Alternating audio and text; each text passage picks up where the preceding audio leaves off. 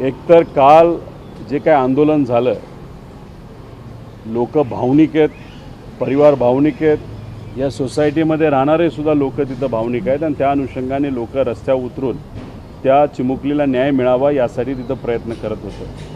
खरं तर PM होत असतानासुद्धा बराच वेळ तिथं लागला. ठीक आहे, काही प्रक्रिया असेल त्यामुळे वेळ लागला असावा, पण मग एवढा जो विलंब या ठिकाणी होत असेल आणि त्याच्याचबरोबर हे सगळे अभ्यासू लोक आहेत, त्यांनी आकडेवारी काढली तर पॉस्को केसमध्ये असू द्या नाही तर रेपच्या केसमध्ये अशी अनेक उदाहरणं आहेत, नाही तर बहुतांश उदाहरणं आहेत की एखादा क्रिमिनल हा जेलमध्ये जातो आणि काही दिवसानंतर बेलनी बाहेर येतो.